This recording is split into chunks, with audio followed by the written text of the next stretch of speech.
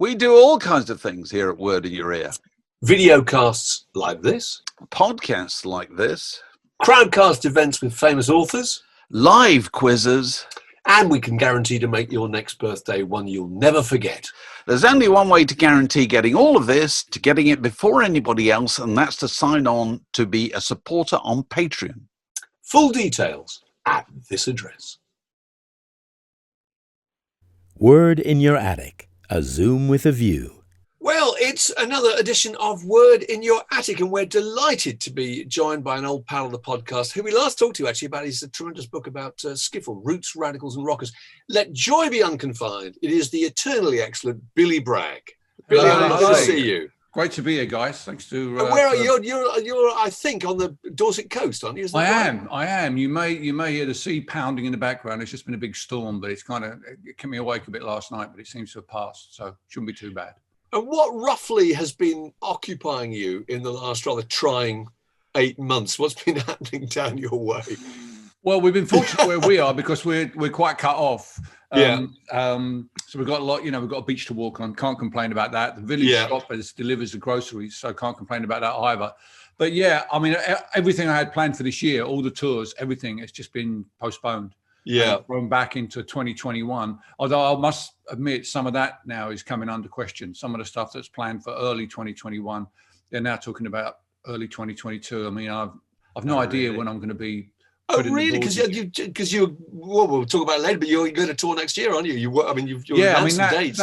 The tour we've just announced, which is for a year's time. I mean, I'm hoping that things will have cleared up by then. Yeah. But I think, when you think about, my audience, broadly speaking, I'm sure your viewers will understand around our age, and being in a dark room with 500 other people singing for 2 hours during a pandemic, people are going to want to be sure that things are safe. Absolutely. Me included. So I think we may well be some of the last people back. So I think there'll be a bit more of this. So I've been taking up time with decluttering, I think. Is that a good word? All right, go on. Yeah, perfect. Go on. So you've got some odds and ends to show us. I see Dave hasn't sorted his albums out. No, absolutely. They're alphabetical. Don't worry. They're all over the place. I mean, it started off with my basement. My basement was a bit of a mess. Yeah, because it kind of was just all different types of boxes. I didn't know what was in the boxes. There was stuff from my original flat in Acton, which is 20, 30 years ago. Stuff from when my mum passed away. Got a lot of stuff from her house. And I just really, some of it was all over the shop. So what I decided to do was to kind of, if you like, rebox it, get some new boxes, get some of those stackable, really useful boxes that are not only really useful, but you can actually see what's in them. They're transparent. Oh, yes, I know. When you're looking for shit, it's kind of a good idea. Yeah. So I spent a month or two just chucking stuff out and realized that there was a load of stuff there that maybe I kind of had sort of 30 years of Billy Bragg T-shirts that I'd sort of just, at the end of the tour, I'll be like, give me a couple of those. I'll take a couple of those home. Someone might want those. So I sort of went through those and took out one of each, thinking I'll keep that for the archive. But then I had this like mountain of T-shirts. And so I thought, well, I can't just take all these down to the Bridport Oxfam. There aren't that many Billy Bragg fans in Bridport. So I thought there's probably people out there who'd like these shirts. So I started putting them up on eBay. And just individual shirts kind of thing. Yep, to bid for. And I got a lot of interest from people who'd actually been on that tour, actually been at that gig. Actually, it kind of threw up a whole experience of people who were really sort of connected to that particular period, particularly the early stuff, the 1980s stuff. So having got rid of all the T-shirts, I then started thinking about all the posters that I've got, all the tour posters and the album posters. So now I'm in the process of putting them on here. You might be able to see over my shoulder there. Can you see there's tubes? There's tubes there on the sideboard. Oh, right. Yeah. And there's another stack of tubes. There, oh my God, it's an industry. It can be. And the nice thing is, it sounds stupid, but it's the only income I've generated this year. Yes. So I can't complain about it. I mean, a few people said to me, what happened to $2.99, pay no more than $2.99? I'm like, mate, A, that was 30 I've been storing them for 30 years. Yeah, exactly. And B, this is the only income I've managed to generate. Give me a break, mate. I'm trying to. Yeah. I mean, I'll be honest. No, the wolf isn't at the door, obviously, but the way the music industry works, the payments come in down the line. And I'm a musician who works almost all my life. I've relied on live rather than record sales. I've never sold millions of records. I've sold lots of records in the 80s, but really my income's been from road work. Yeah. And with none of that around, it's like, okay, well, what are we going to do? You know, I'm going to have to try and keep the office going and keep planning and not lay people off. So it's one way of, it keeps me busy as well, sort of generating stuff. And people have lovely connections with particular gigs. You know, that was the gig I met my partner at, or I remember that tour. Do you remember we went? Yeah. And I sign them, you know, it's cool. It's a way of staying connected with people out there who aren't going to see for a long time. Yeah, no, sure. So you come at a good time, because I've got loads of shit here. Oh, God, have you got any old records? And, you know, actually, Dave, we ought to ask the classic question about record playing equipment, shouldn't we? The traditional question. Because we always asked, Billy, in your home growing up, can you remember, what was the record playing equipment that was providing the music? I didn't have a record player. I had a reel-to-reel tape machine. Oh, wow. Okay. My parents bought me for Christmas 1969. I think their thinking was reel-to-reel, you can just tape stuff off the radio and they won't have to keep buying him records. So it was kind of a way of getting music, so they could tell I was into music. So I had this big old clunky reel-to-reel machine, which is in the basement. I did come across it down there, and the stuff that come back from my mum's. And I used to lug it round to my mates' houses during the school holidays and record their older sisters' record collections, basically. Oh, right. So we're talking about Bridge Over Troubled Water, I'm guaranteeing it's got to be in this, isn't it? That was probably the biggest album of my youth. Oh, right. Okay. Water. I mean, it's one of the ones I pulled out to talk about today. Because what have you got? Oh, you got it. Right. Well, look at that. Go, sure. Bingo. I mean, this is, you're right on it. I mean, the great thing about... But you would be, what, 12 or something? Yeah, 12, yeah. The great thing about this was that every sort of like smart sixth form girl in 1970 was into Simon and Garfunkel. Yes. Simon and Garfunkel said something to them. So, you know, if Paul Charman's sister didn't have it, Joe Lawrence's sister would have it. So I kind of worked my way. But Paul Charman's sister had Bridge Over Troubled Water. Joe Lawrence's sister had Sound of Silence and Parsley, Sage, Rosemary and Thyme. But the thing about Paul Charman's sister was she also had a huge pile of these albums, which are just, you know, she had all the Motown chart. Of course. Oh, yeah. She had all the Motown Chartbusters albums. So if you go back and listen to I only had 2 reel-to-reel tapes, but they were double-sided. So I probably got about 6 or 7 hours. It's all Motown and Simon and Garfunkel. That's all it is. One side is Motown, the other side is Simon and Garfunkel. And I, in my apprenticeship to be a songwriter, am sucking all that in like you know, sort of mother's milk. So, you know, it's no coincidence that the song I'm most famous for, New England, begins with a direct Simon and Garfunkel quote. I was 21 years when I wrote this song. Yeah. 22 now, I won't be for long. And that so many of my other songs start with the chord structure of Tracks of My Tears.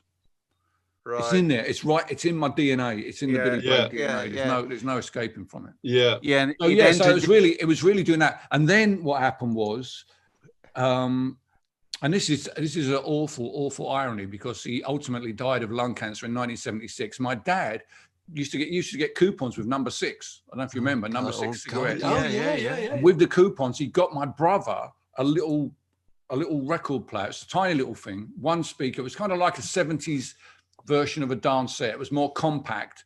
The albums went over the edge of it, but we finally had a record player in our house. And my brother wasn't really into records. I think the only record he ever bought, I can remember when we were kids, was Ernie, the Fastest Milkman in the West. Yes. Whereas shame there. Yeah, no. Whereas I, in the meantime, in 1972, I got a Saturday job in a hardware store in Barking, on Station Parade in Barking, opposite the railway station. But the same guy, a guy named Guy Norris, downstairs, he had a record shop. It was in the old days when a shop, you'd go in a shop and it'd be a hardware store, and you go in the back, it'd be a bookshop, or it'd be a embroidery shop or something. Well, he had a record shop in the basement. So I was the Saturday boy upstairs selling bags of screws to people and helping them choose their wallpaper. But then I was getting discount downstairs for the records. So my first my own first purchase on that very first weekend when I got my first wages, I went downstairs and bought You Wear It Well by Rod Stewart. That was the first single that I bought. Oh, right. Fantastic. Have you still got it? Yeah, of course I have, Dave. What are you talking about? I've not only got it. I've got a box. Oh, look at that! That's and you'll good. be pleased to know that I'm so anally retentive that I wrote all the records that I bought. Oh, that's top of that lovely. box. Look There's at a that. lot of that Yeah, going that's on. really good. So I can tell you that actually, if you look at the chronological order, the first record is Maggie May. The second record is Vincent by Don McLean. And it's the third record that's You Wear It Well. Now, how could that happen if the first record that I bought was You Wear It Well? Well, I'll tell you why. In those days, sweet shops sometimes had a rack of 45 singles that they were selling for 20p, whereas an actual 45 single was 45p. I thought that was why they were called 45s. So although I paid top dollar for You Wear It Well, there it is, still in its original sleeve. Yeah, What a fabulous. beauty that is, isn't it? Yeah, That's good. I then went down the road and picked up two other songs that I was really into. Maggie May, which had been out the year before, 1971, as you know, Dave. And Vincent. I was a big Don McLean fan. Right. So, that was it. And then I kind of, from there, there's no stopping me, really. And I can give you a quick rundown of my... No, go on. This is great. Yeah, this is fine. I love the chronological order. Yeah. Well, I'm going to pass on number 4 because, unfortunately, it's a single by Gary Glitter. Well, It was really big at my school at the time, which is different times. But then it went In a Broken Dream by Python Lee Jackson. That is a fantastic. That is a really, really great song. My God, that's a great song. song. You can't. I don't think you can find it on Spotify, which is really sad. Because it's such a brilliant song.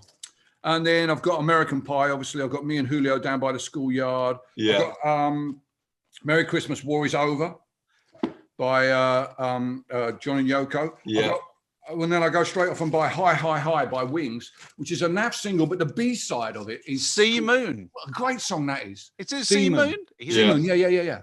Sea Moon, there it is. What a great song that is. I mean, I just absolutely, when I was learning how to write melody, that was, absolutely, I love these old Polydor labels. That's Layla. And this one is Take Me Back Home by Slade. Come on. Right. Fabulous. But did you always keep them in? Did you always? I mean, those are very well kept. Have you always looked? No, I didn't have the plastic sleeves on them in those days. But I did. I mean, some of them are little works of art. I mean, look at this beauty. Look at that. My God, Oh, Isn't that's that great? Right. Yeah, it is. And look what it has on the back.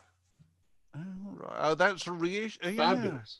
So what happened was, I think after Aladdin, because you were very keen on Aladdin Sane, weren't you? I think I remember you talking about it. I was. That was a major breakthrough. Funny you should mention Aladdin Sane.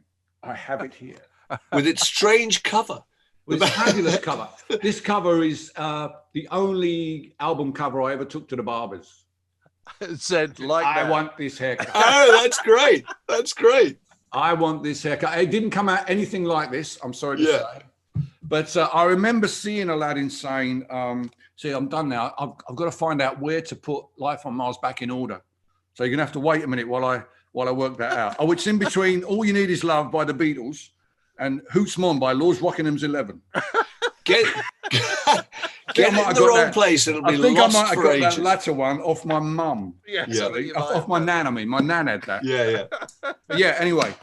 So there's the thing about opening that box. It has the smell of 1972 in it. Yeah. Really does. I wish I could impart that smell to your viewers because vinyl has that smell. Anyway, let's not get too stuck. So yeah, I can remember coming to the record store when I was on the Saturdays, and they had this in the cover in the front like that. They had it open up like that. Yeah. And he appears to have, I don't know how to put it really, no genitalia. Well, he's David Bowie. Of course, he's got no genitalia. He's an androgynous name. Androgynous. He's a wash name. Everyone knew he was a wash name at school. That's why none of the boys were into him because he was a wash name. But then we found out all the really smart, sort of attractive girls were gathering together around one of their houses at lunchtime to listen to Hunky Dory. So if you wanted to sort of be in with them, you had to sort of be able to talk to them about David Bowie, particularly Hunky Dory. So I don't think I bought Hunky Dory, but I then had to go out and buy Hunky Dory as well. That's so true. I can remember professing great interest in Cat Stevens because absolutely every girl I knew had a Cat Stevens record. Mind you, I liked Cat Stevens, so no shame there. He was good, was he? But yeah. obviously, Dave, when you're with a load of Slade fans and Rod Stewart fans, it's all a bit blokey. Yeah. So going over to the other side with David Bowie, you know, the implication was there that not only did you have his haircut, but you also had his lack of genitalia. Which, when you're a schoolboy, can be quite problematical. But the thing about that is, I mean, I like that because Dave showed us a different way, a different way of being a boy. You know, that was a good thing. Didn't he make up for the lack of genitalia in Diamond Dogs? Wasn't that famously the Dog's Bollocks? Well, I think it was that album was. Guy Pilat, whoever it was that painted the cover, didn't he supply him with? I think he probably did. I wasn't looking by then. I think it was another gatefold, wasn't it? Guy Pilart's book as well. That was a great book, wasn't it? What Rock Dreams? Incredible Rock Dreams. Phenomenal book. Really. Quite a few people have mentioned that on these Zoom calls. Yeah, I was thinking about pulling that out to wave at you as a book that had influenced me, but I ended up coming up with this one from the last year when I was at school. Oh, yeah. We were only talking about that the other day, Mark and I. Yeah. What a great book this is. The good thing about it is it's really focused on one thing, their American tour. It's not the life story of Mott the Hoople. This is the American tour. And I remember it was the year I was leaving school reading this and thinking, wow, I wonder if one day I could ever manage to do that. So it was the lovely stuff about being to an American, having no money as well. And being, you know, basically come back home and have to go and sign on the dole. Yeah. I really like that. I was talking to Mark about it the other day. He got his mate to look after his car when he went to America, and his car was a Ford Anglia. A Ford Anglia, which is. But you're so right, because that book's all about just what it must be like to be absolutely at the top of your game and all that adulation, all that success and that attention. Then you come home and you've got to go to the supermarket and buy half a dozen eggs. And you know, only other band I ever wanted to be in. Oh, really? Oh, right, okay. Oh, Earth, Wind and Fire as well, but Mott the Hoople more than anything. All those great songs. You'd have to have given yourself a name like Ariel Bender. Yeah. That was surely the greatest name in rock and roll. Wasn't that his real name, Luther Grosvenor? Luther Grosvenor? Luther Grosvenor was the made-up one. Ariel Bender was his real name. This is another big book with us, with me and sitting in the back play songs. This is really good. This is a book about the Rolling Stones. It's a written book. There's loads of stuff in it, but loads of photos. And then at the back, it's got all the songs. Yes. It's got all the songs. Good. So who wrote the book, Billy? Remind me. I think, let me have a look. It's edited by David Dalton, who famously wrote Stones Touring Party, didn't he?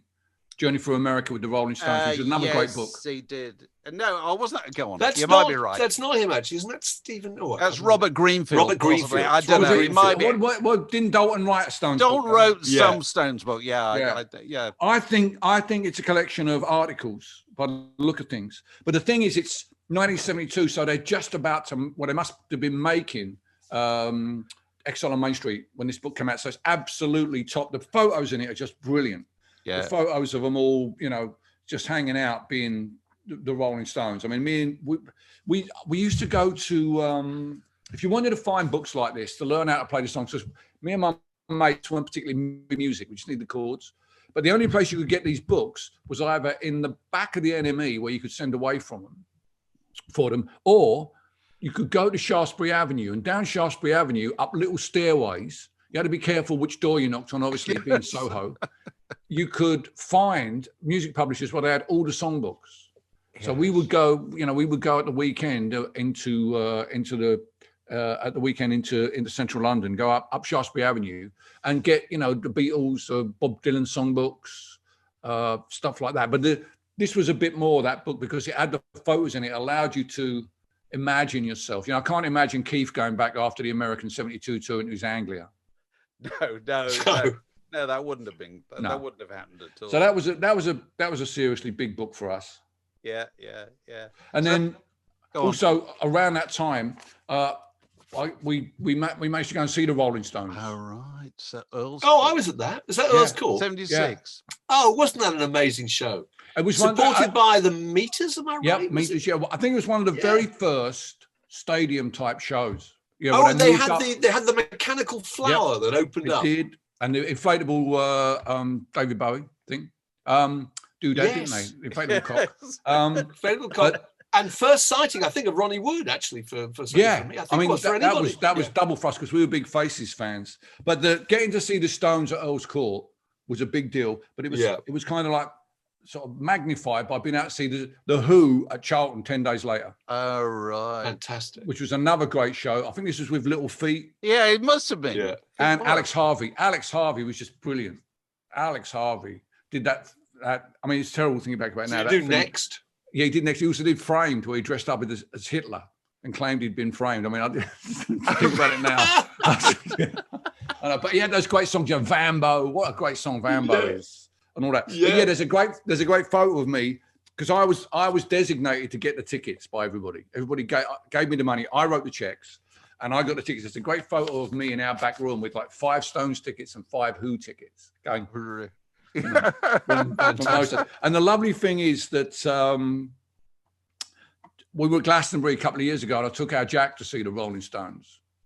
We went to see them at Glasgow, and then 10 days later we went to Wembley and saw the Who together. Oh, really? Which was really, really great, yeah. Particularly when they played the intro to Baba O'Reilly, because he leapt out of his seat.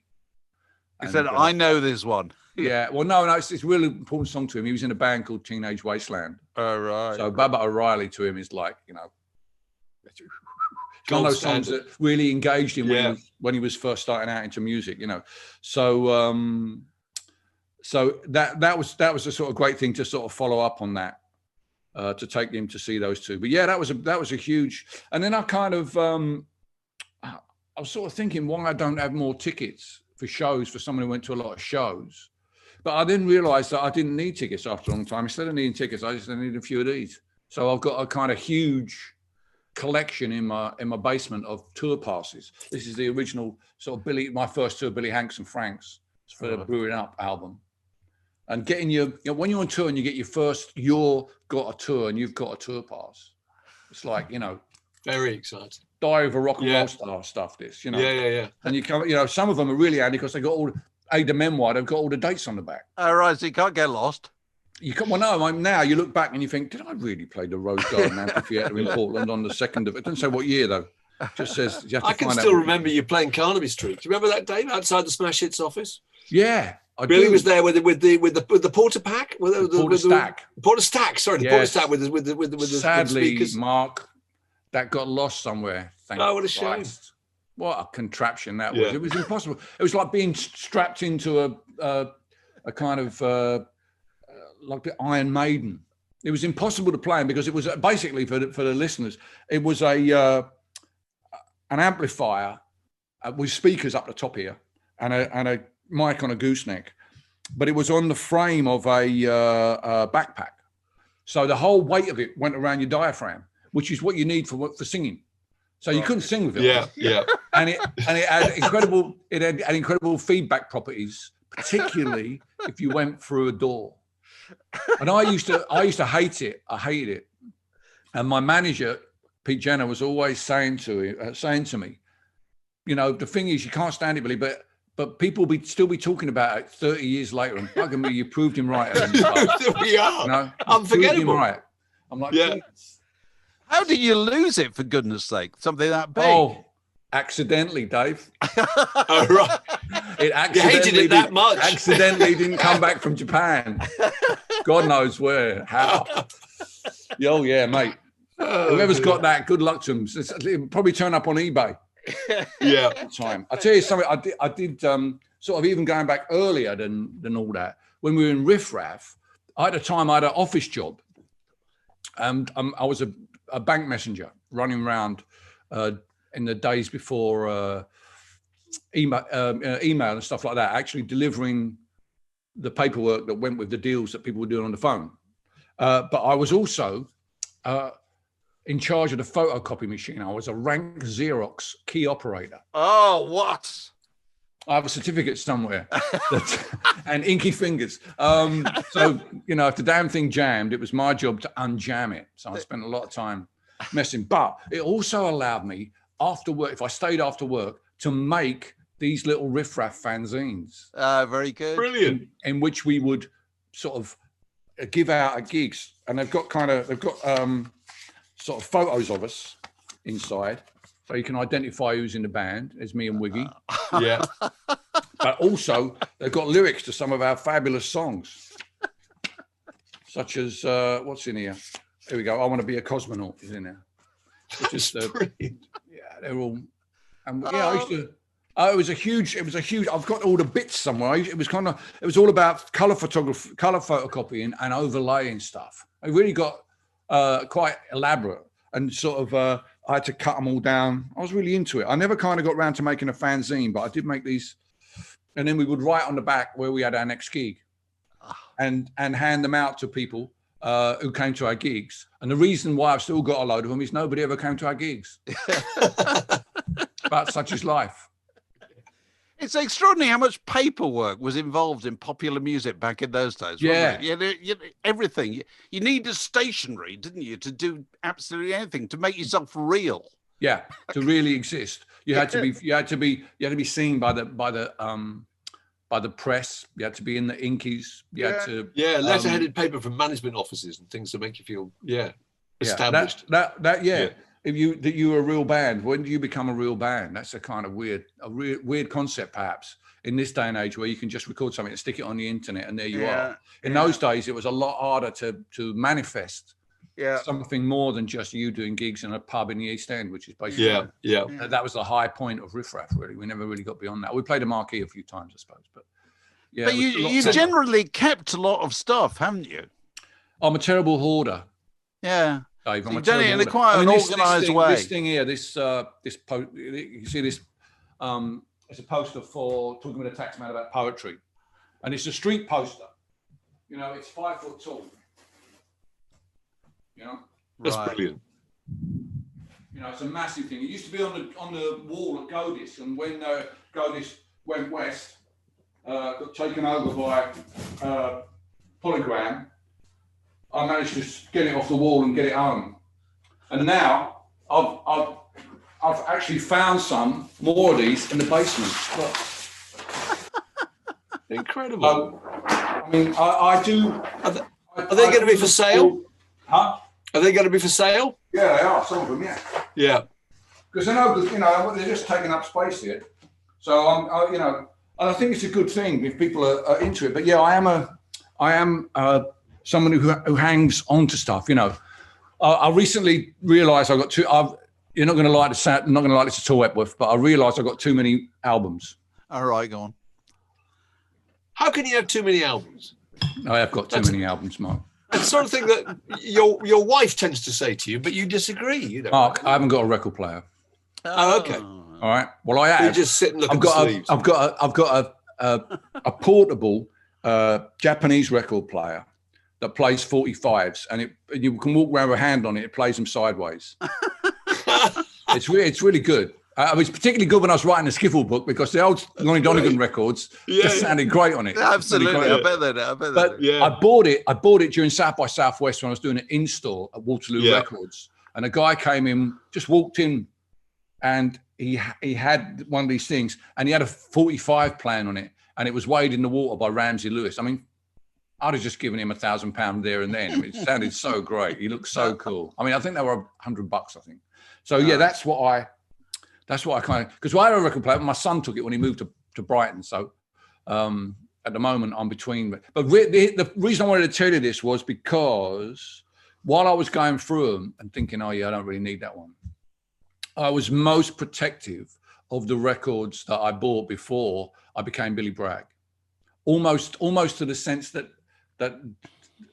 they have somehow remain on them the real me, that sad person I went to school with called Stephen Bragg, who I kind of vanquished in the cleansing fire of punk. But he's still there. He's still there in those early records, and I've kind of separated all of those out. And when I went back to yesterday to find some records to show to you, everything was from that period. So you've not kept it into the punk records and all that? I've got all those. I've got those. Yeah. But the ones I'm talking about are those ones that were on the shelf in a little box room at my mum's house. Yeah. The ones that I had a real emotional bond with, the ones that defined who I was. Yeah. Rather than ones I just bought because they're a great record. You know, there's a lot of them. I mean, when I started going to America to perform, one of the great things about that was going to any record shop anywhere in America because they just had such amazing You know, the gospel section was massive. The soul music, you know, the records you could never get in the old days. I mean, again, must be hard for young people to imagine this, but records that you knew had been released, but you could never get because they weren't released in the UK. So much cheaper. And I used to come back with 50 albums. But the terrible thing was, I would go on tour in America again before I'd listen to them all. Yeah. So I ended up with this sort of like massive room full of records. And so when I sold my flat, I sold a lot of them to a collector, particularly the American soul records and stuff. He took them. But I've still 20 years we've lived here, and the albums have been out all that time, and if I've delved into them, not a lot. But the actual records themselves as artifacts, I can't sort of like just give them up and turn away from them, because some of them have real, deep meaning for me. This one particularly. Oh, of course. Oh, yeah. What a great record it is. What an incredible record this is. Yeah. Ronnie Lane's Slim Chance. But the thing that's really great about this is that when me and my pals, look at that gatefold, that's a real 70s record. That's a group you want to be in, isn't it? In it. God. And they sound great as well. But the thing is that this chap here, Ruan O'Loughlin here, right. He and his wife Jackie, they ran the studio that me and the guys from Riff Raff went to in 1977 when we wanted to go on holiday and make music, and we made our demo tapes there. And they were the first people to take us seriously as musicians, and they gave us our name as well. And it was almost like we'd stepped into that photo, because their barn looked a bit like that. Right. Jackie O'Loughlin, I mean, that's her writing on the back.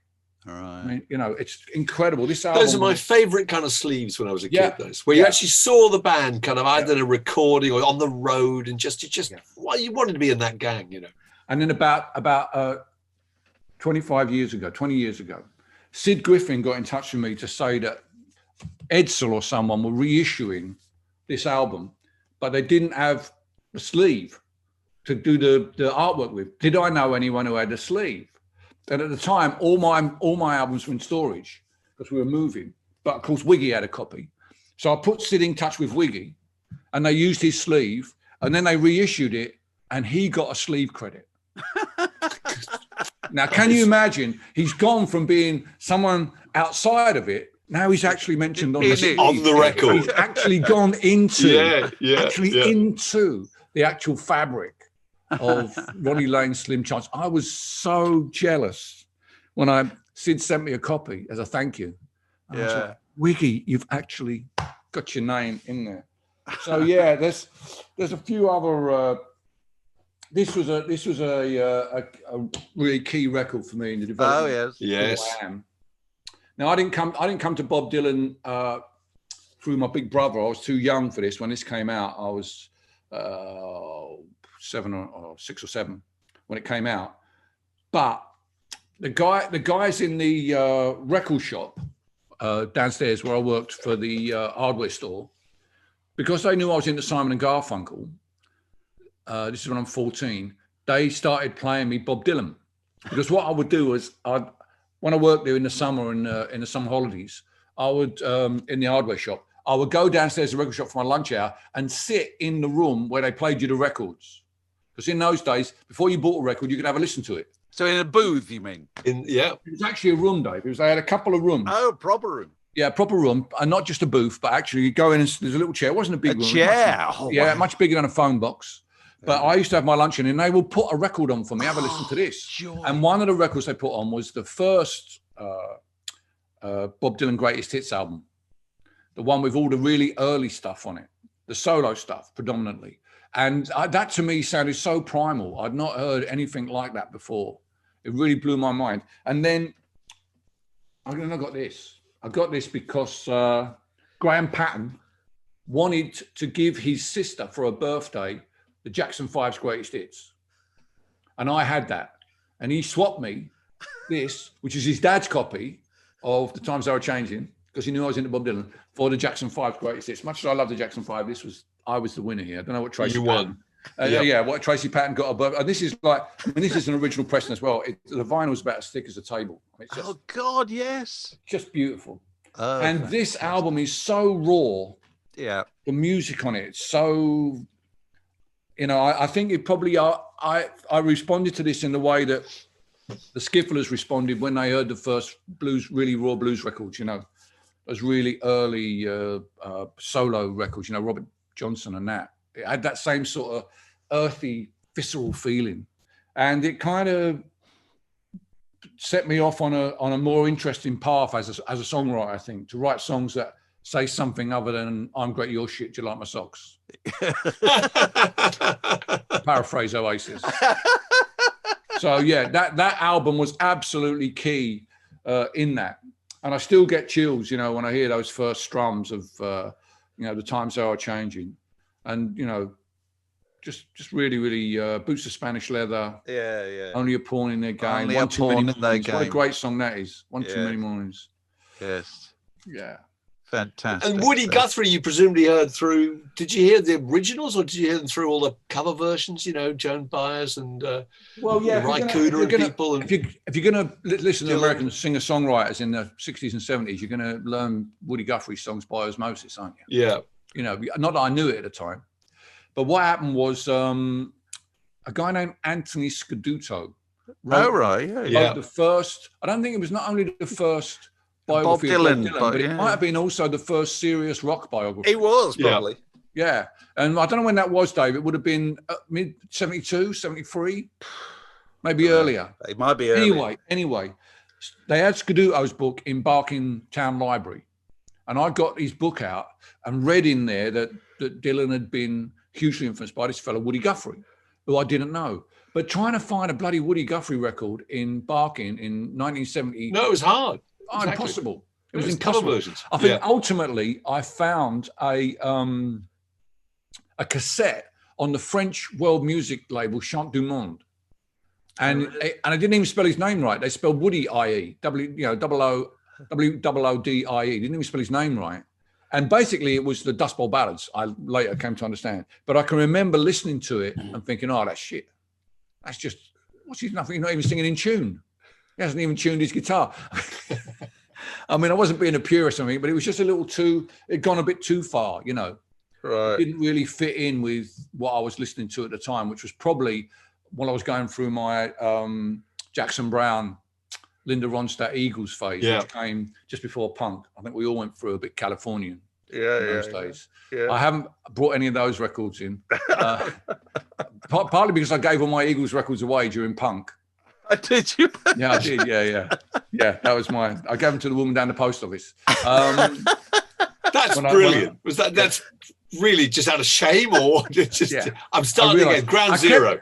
Yeah, it was. I kept Jackson Browne. There was something about Jackson Browne. Oh, you can't go wrong. No, with Jackson Browne. And then one day when I was a bank messenger in Revolver Records in Cheapside, where I used to hang out if I didn't want to go back to work, there was a guy in there, and he was a record label rep, and he was selling the guy behind the counter the first Stiff record, which was So It Goes. And he was playing it to him, Nick Lowe, So It Goes, he was playing it to him.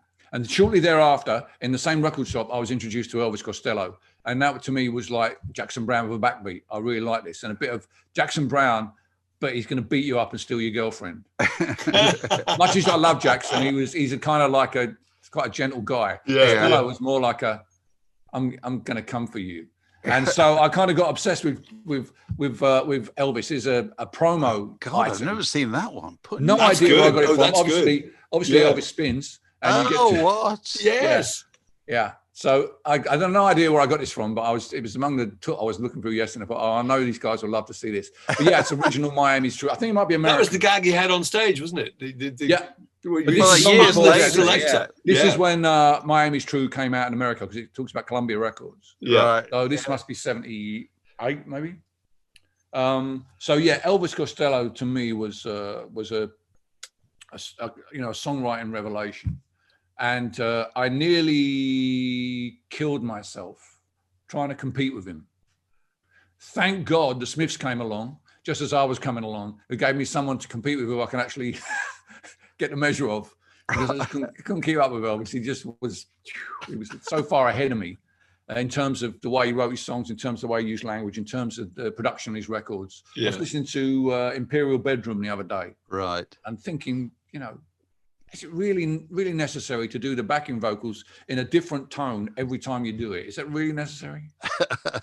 You know, listening back now, with I've been in the studio head on. It's like, come on, guy, give us a break. Yeah. What are you trying to prove? We know you're a great songwriter. We know you're a great performer. Just you know, relax a bit. And I think he's a lot more relaxed now, which is great. But yeah, he was my kind of in punk. He was my go-to guy for a lot of time for songwriting. So have you been writing any songs during this period? I banged one out when it first went down. It went down the week of Mother's Day. All right. And I suddenly realised that a lot of people were not going to be able to go and see their mums because of this. And I wrote a song called "Can't Be There Today" and recorded it and stuck it up online. Got a lot of positive responses. That kind of you know, it's a bit weird because it's you know, when for a songwriter like me or just me, I know it's for a songwriter like me. When I'm writing a song, I should say it that way. When I'm writing a song, I like to try and focus on something that nobody else is really focusing on, and try and write about that, because I believe that you can't change the world through writing songs, but you can offer people a different perspective. So I try and find an issue that not everybody's talking about.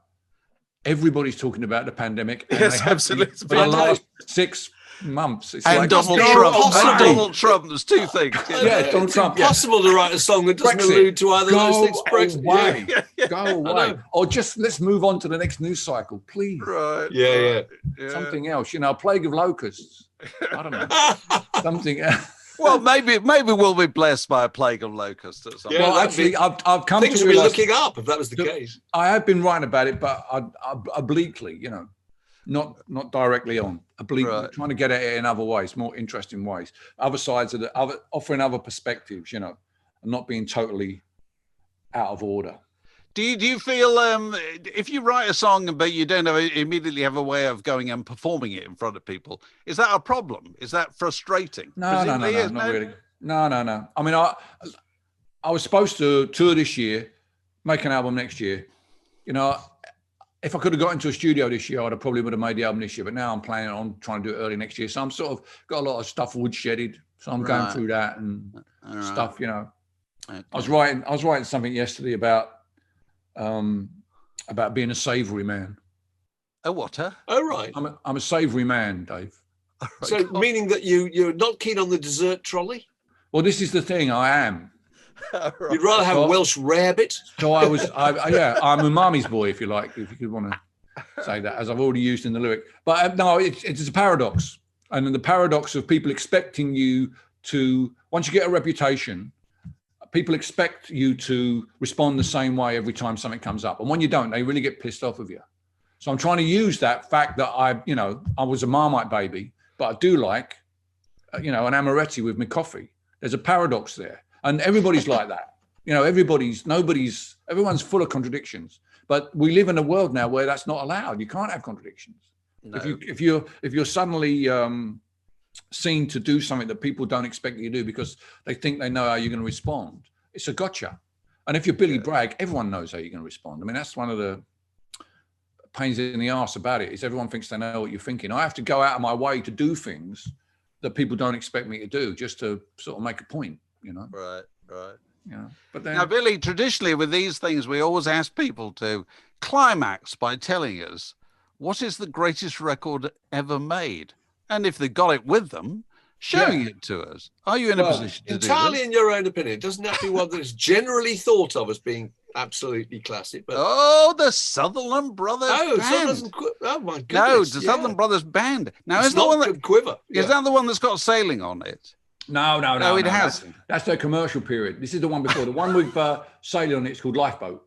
Right, of course. This is the Sutherland Brothers Band. That's the name of the album. Of course. And it's one of those albums that the guys in the record store downstairs used to play. They were the hippest guys I knew. They were so hip. They had long hair and they wore cheesecloth shirts.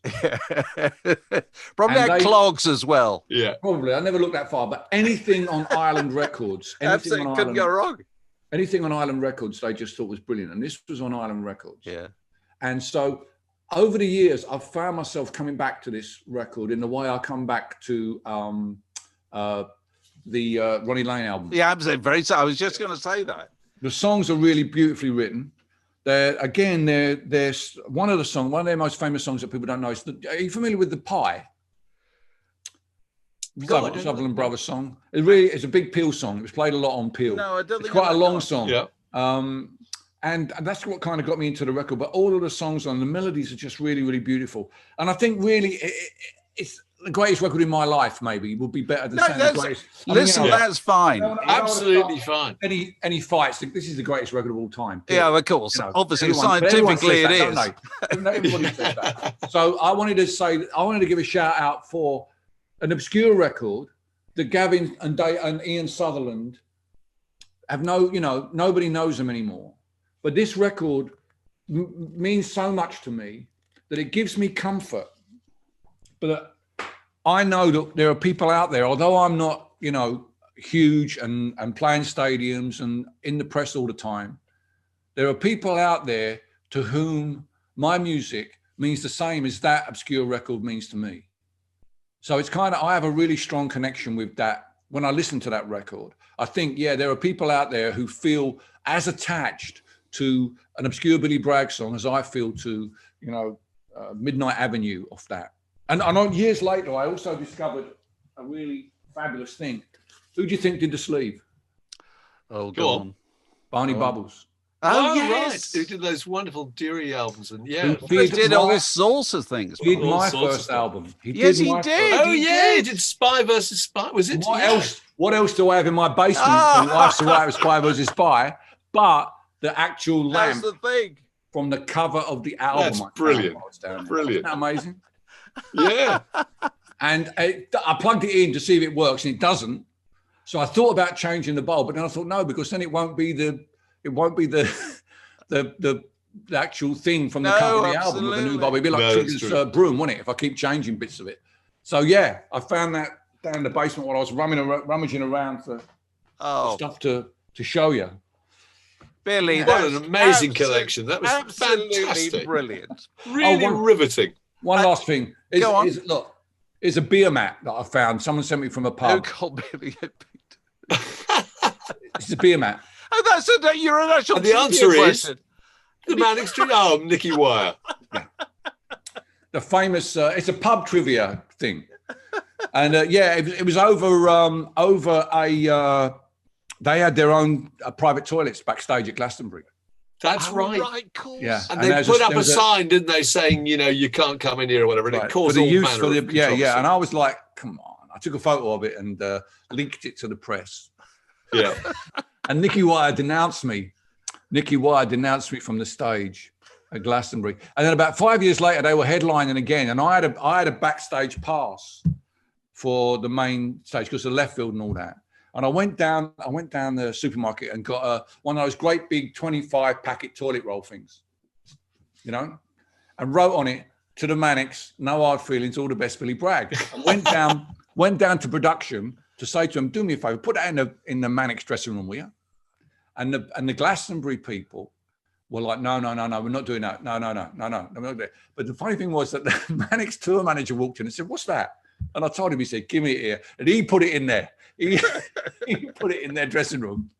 And then subsequently, someone told me they saw it in a frame in a pub in mid-Wales.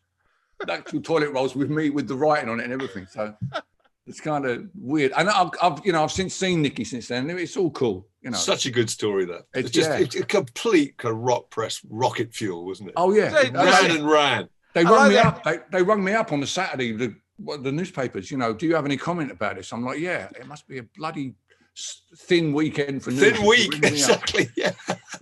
The Battle of Portaloo, it was called. I was like, That's of That's course. Right. Yeah. Well, I like the idea that just about every story has involved paper, including the last one there, Bill. Exactly. And that's it's been a delight to talk to you. Great. And fantastic. And I hope the weather's cleared up and you can go and walk out there. Oh, it's great when it's raging, Dave. It's even better when it's raging. Oh, I suppose it probably is. Yeah. It's even better when it's raging. Well, and we hope to see you when this bloody war is over, and everybody hopes to see you back on tour as soon as possible. Yeah, hopefully. Well, yeah. hopefully this time next year I'll be out treading the boards again, and we can all get together and have that fabulous experience in the dark, which we all love. Wouldn't that be lovely? It'd be great. Yeah. Billy, it's so nice to see you. Lovely to see you Absolutely guys. Thanks for having me fantastic. on. Thanks. Cheers. Bye. Bye. Bye. Word in Your Attic, a Zoom with a View.